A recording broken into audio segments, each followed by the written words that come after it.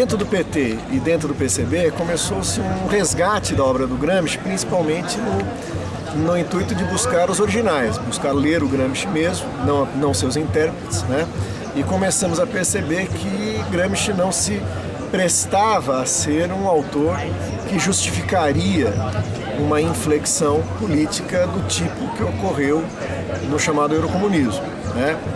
E acabamos resgatando o Gramsci como um pensador bastante radical, né? Que apresenta a sua tese central de hegemonia como uma luta pela contra-hegemonia e criação de condições para uma ruptura revolucionária. Isso tem pautado muito os nossos atuais estudos e formulações estratégicas no PCB. Nós temos trabalhado com a ideia de que consolidou-se no Brasil uma hegemonia conservadora, né, sustentada por um bloco histórico, uma aliança de classes do capital monopolista, do agronegócios, da pequena burguesia, que a partir daí hegemoniza inclusive setores do proletariado, e que é fundamental criar uma contra-hegemonia. Que essa contra-hegemonia não pode ser confundida com a ocupação de espaços numa sociedade civil, mas sim, na perspectiva do Gramsci, de criação de espaços de uma sociedade proletária, né, de autonomia e independência de classe. Então, na produção da cultura, na formação, nas comissões de fábrica, nos movimentos sociais, como germes de uma sociedade que se centraliza por um projeto anticapitalista e socialista, né? E que, inclusive, na disputa cultural, na formação, na disputa política, se apresenta como um poder próprio, como um projeto histórico próprio e independente. É isso, para nós, a real interpretação da disputa de hegemonia, ou seja, como um elemento da luta de classes, de um projeto revolucionário do proletariado que deve culminar pela substituição do Estado burguês e não na acomodação aos seus limites de institucionalidade, né, ou os limites da chamada sociedade civil, mas uma contra-hegemonia, né? E per quanto concerne invece il pensamento de otro dos que me gustaría saber de ti, de Mariátegui de otro que me parece que aquí hay bastante interés porque también, ¿no?, es fruto de un desarrollo de la misma realidad brasileira, que es la experiencia de Paulo Freire. Que pode dizer? Então, nós temos estudado bastante, com bastante carinho, o desenvolvimento do marxismo na América Latina, né? E com certeza o Mariátegui é uma referência dessa tradução do marxismo para a realidade latino-americana. Assim como nós achamos que tem alguns pensadores na América Latina que têm cumprido um papel importante também nesse sentido. O próprio pensamento do Che Guevara, que muitas pessoas isolam como quase um pensamento tático-militar e que na verdade tem algumas reflexões estratégicas e de reflexão sobre a construção do socialismo na América Latina bastante pertinentes, né? E que tem tido bastante impacto e teve bastante influência no movimento revolucionário brasileiro.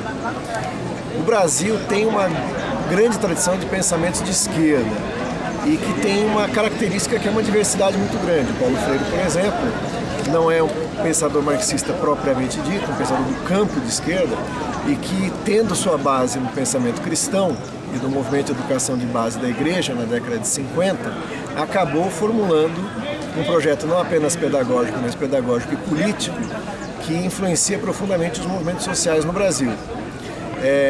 Nós achamos que há uma certa utilização em exagero do Paulo Freire no sentido de transformá-lo num método político.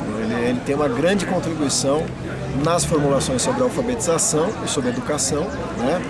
E que mesmo na passagem para a educação popular merece ser visto com cuidado, né? Com mediações. Isso é uma discussão que nós, no Núcleo de Educação Popular, temos feito já há 20 anos, né? A educação popular merece mediações, não é uma transposição mecânica do método de alfabetização e conscientização de Paulo Freire como um método que simultaneamente faria a formação política. Então a gente tem desenvolvido cursos de formação, programas de educação popular, que usa uma série de referências, inclusive o próprio pensamento dos clássicos, né? Lendo Marx, lendo Engels, lendo Lenin, lendo Gramsci, lendo os educadores populares, lendo os pensadores latino-americanos, mas buscando fundamentalmente uma metodologia de educação popular, né? Nessa metodologia de educação popular que prevaleceu no Brasil, Paulo Freire tem grande influência, né? Com certeza tem grande influência no próprio MST, com certeza. Em outros núcleos, como o Núcleo de Educação Popular 3 de Maio, a influência dele é menor. Nós temos uma influência maior, por exemplo, da formação dos partidos de esquerda, uma formação ligada a um conteúdo marxista e que busca na educação popular mediações mais metodológicas, de meio, de forma, do que de conteúdo propriamente dito. E nell'attuale scenario latinoamericano, ¿qué puede decir sobre la experiencia actual del proceso revolucionario bolivariano en Venezuela y por supuesto también de Cuba, que a mi parer creo que son un poquito la punta de lanza de lo que pasa aquí en estos años que são bastante transcendentais. Então, o PCB tem uma atitude bastante ativa na solidariedade internacional, é uma das nossas prioridades. Participamos ativamente da solidariedade aos processos em curso na América Latina, com especial destaque para a Venezuela, a Bolívia, Equador.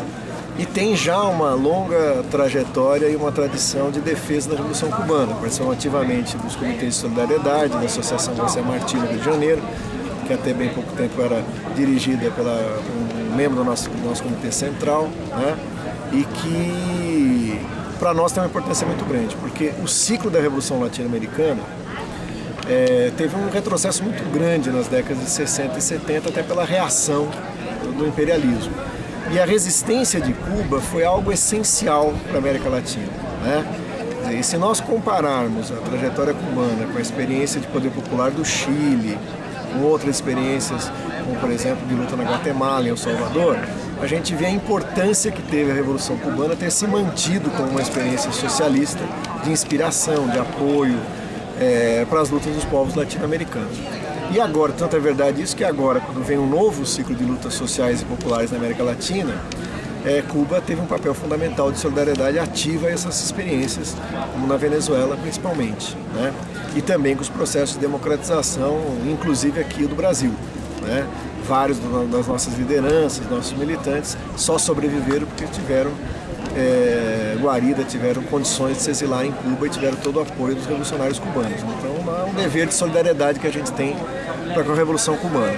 Mais do que isso, a gente acha que a Revolução Cubana é uma revolução a ser estudada, né? Ela tem todos os problemas de uma transição socialista num país pobre, né? Fortemente influenciado um período pelo modelo soviético, mas tem uma singularidade também que precisa ser conhecida. Um dos expoentes disso é, de fato, o pensamento do Che, mas é muito mais do que uma exceção de um indivíduo, de uma personalidade.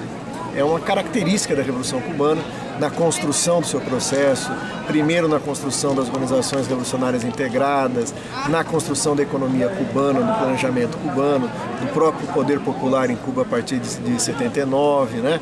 Que são experiências que ficaram acobertadas por esse boicote que os Estados Unidos impôs junto com o bloqueio. O bloqueio não é só econômico, ele acabou sendo um bloqueio cultural, ideológico, político, né? Então existe uma série de inovações no processo político em Cuba que merecem todo o nosso respeito e carinho, com todos os problemas que a Revolução Cubana tem. Antes de mais nada, a gente deve solidariedade ao povo cubano.